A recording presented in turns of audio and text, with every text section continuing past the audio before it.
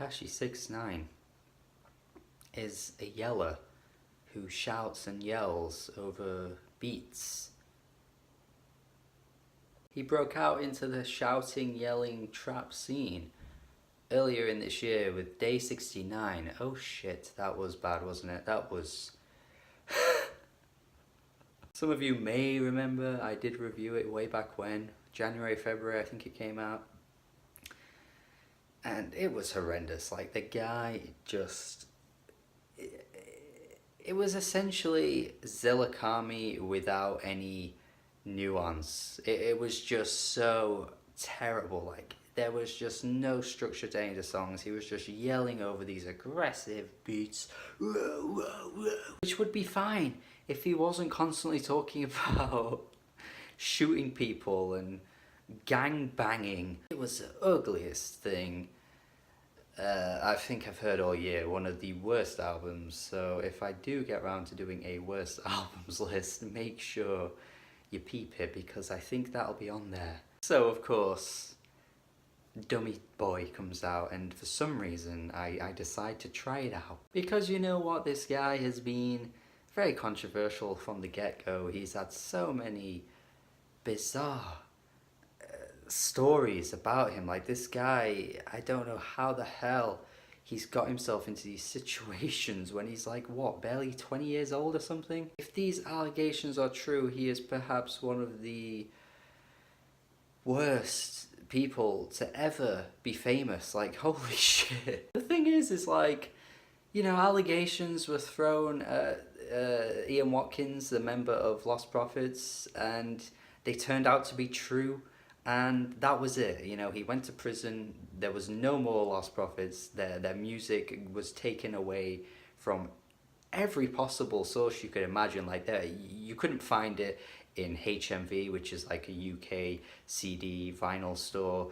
You couldn't find it on iTunes. You couldn't find it online. Like, every possible outlet you could possibly think to find their music, it just vanished. The exact same thing kind of happened with Power Bottom. As soon as allegations came out with them, they essentially disappeared from the face of the earth.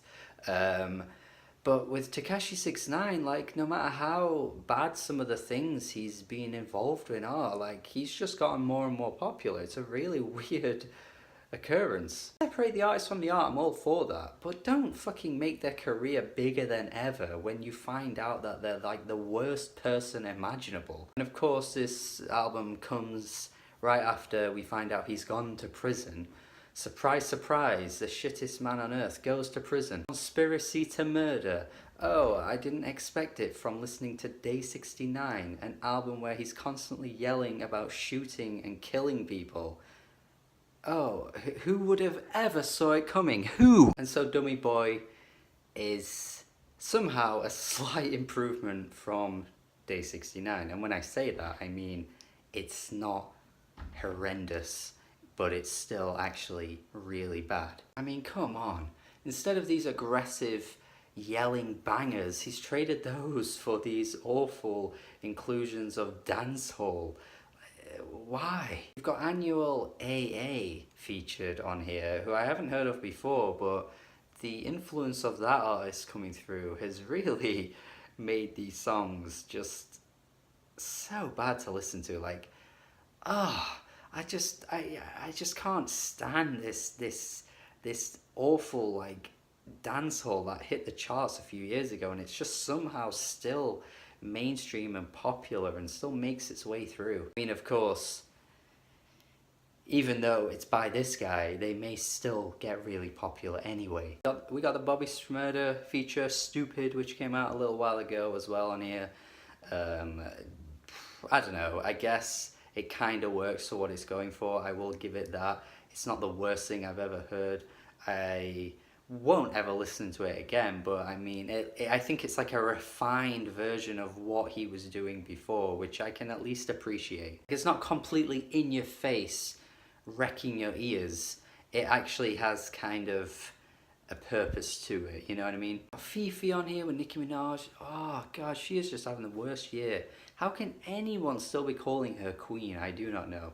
She is just one of the least interesting rappers around, and this track right here, I mean, the hook on here, I don't want friends or whatever, what the hell? Who wants to listen to this? It's so boring. Like, it's the most dull song I think you could possibly ever lay your ears on that's made its way into popularity. I am just baffled. That's the thing as well, like, sure, there are artists out there that have, you know, messed up pasts, messed up lifestyles, they've done things that perhaps never made its way into, you know, the mainstream, things got covered up, that kind of stuff, but this is the thing when it comes to Tekashi 6ix9ine, like, all of the stuff is out in the open, and he's still out here, like, making atrocious songs that are not even close to being good at all, and yet they still get popular. It just makes no sense that this is, like, popular, and this is something that's worthwhile. Fuck, it's so weird. And of course, Kanye jumps in on this album too, for whatever the fuck reason, I do not know why Kanye would come on these songs and why he would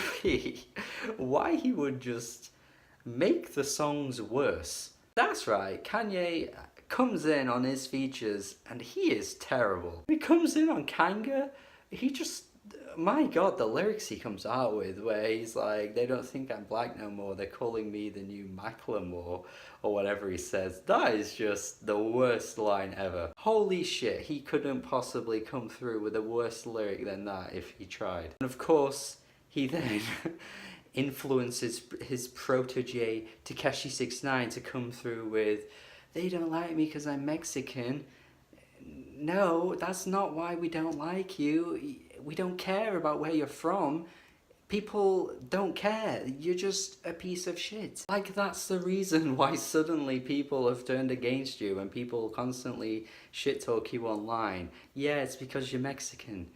That's right, yeah. And yeah, just every other track here, like the Tory Lanez song, they're just so bad. Like, I just don't know how to describe them. They don't even sound that interesting at all. They're either riding a really bad trend or they're just painful to listen to. I get that it's not all about the lyrics, but man, this guy cannot string a sentence together if he ever tried. Holy shit, some of these bars and lines. Once again, he's just rapping about the same crap he did from the last album, and at least I can sort of make out what he's saying this time, but it just makes it worse because he just has nothing interesting to say. Most nonsensical crap you could imagine. Sure, he don't clap back on the dick.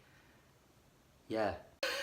And the last part of Wando where he's like, DVDs, DVDs. What is he on about? Why is he bringing up porno tapes? What are you doing? This is what happens when you say lyrics don't mean everything in rap. You get this. This is the fans' fault for saying things like that. I want something that makes sense. A closing track, Dummy. There's just so much autotune on the feature's voice. Who are you? Why are you slathering yourself in so much autotune? It just sounds ugh. Even still though, I really cannot get over how bad these like dancehall tracks are, especially with Lil Baby as well. Oh, they sound so fake and phoned in. Like, you cannot possibly get this sound without just really like stripping down everything that makes it authentic and just making it sound so commercialized and ugh. So yeah, this is like all just so bad. There is just not a single moment on here that I genuinely feel like, oh, I could enjoy this. Sure, sometimes some of the beats hit kind of hard, so I'm like a bit, you know, bobbing my head, but then you just have to listen to his voice as well.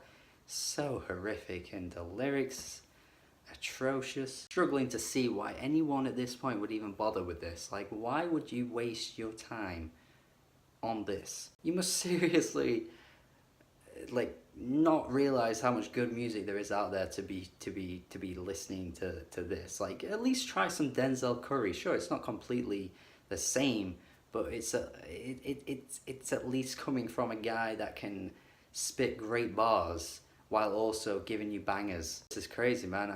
Wow. Holy shit, look, I'm pretty sure the guy's in prison now. If he gets out anytime soon, then I'm sure he'll have more hits to come, but maybe this is the last we'll hear from him in a while, because this is just not worth anyone's time.